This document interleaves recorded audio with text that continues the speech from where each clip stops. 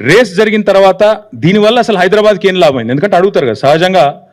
ఆ రోజు మొదటి రేస్కి ప్రభుత్వం వైపు నుంచి మనం పెట్టిన ఖర్చు మొత్తం హెచ్ఎండిఏ పెట్టింది. ఎందుకంటే హెచ్ఎండిఏ యాక్ట్లో చాలా స్పష్టంగా ఉంది.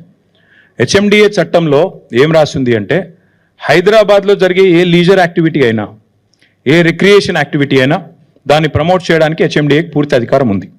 హెచ్ఎండిఏ యొక్క చైర్మన్ ముఖ్యమంత్రి గారు, హెచ్ఎండిఏ యొక్క వైస్ చైర్మన్ మున్సిపల్ మంత్రిగా ఆ రోజు నేనున్నాను.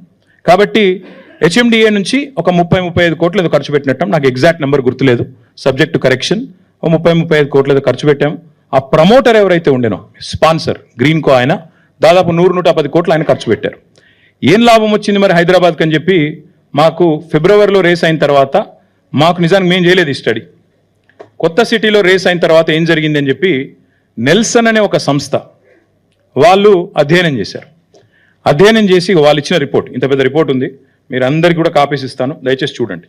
ఇది నా కవిత్వం కాదు, నెల్సన్ అనే సంస్థ ఇంటర్నేషనల్ ఏజెన్సీ ఇది. ఇదేదో హైదరాబాద్లో అమీర్పేటలోనో లేకపోతే ఢిల్లీలో సిపిలోనో ఉండేది కాదు. ఇది నిజంగా కూడా ఒక రెప్యూటెడ్ ఇంటర్నేషనల్ ఏజెన్సీ. వారు ఇచ్చిన రిపోర్ట్.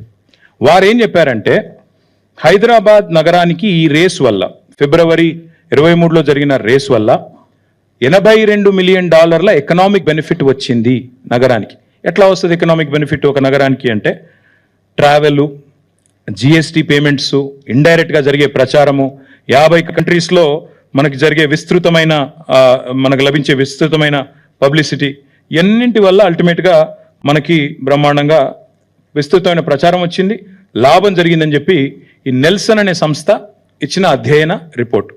సో జరిగిన ఖర్చు మొత్తం కలిపి ప్రైవేట్ ఆయన పెట్టింది 100-110 కోట్లు, మన ప్రభుత్వం ఆనాడు హెచ్ఎండిఏ రూపంలో పెట్టింది 35-40 కోట్లు, పెట్టిన ఖర్చు మొత్తం 150 కోట్లు అయితే $82 మిలియన్ లాభం జరిగింది అని చెప్పి నెల్సన్ రిపోర్ట్ చెప్పింది. అంటే అర్థం ఏంటి?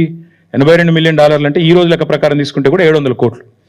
పెట్టింది 150 కోట్లు అయితే ప్రైవేట్ వాళ్ళు గవర్నమెంట్ కలిపి, వచ్చింది దాదాపు 550 కోట్లు. ఇంకా అదనంగా ఎకనామిక్ బెనిఫిట్ వచ్చింది, హైదరాబాద్ పేరు వచ్చింది అనేది వాస్తవం.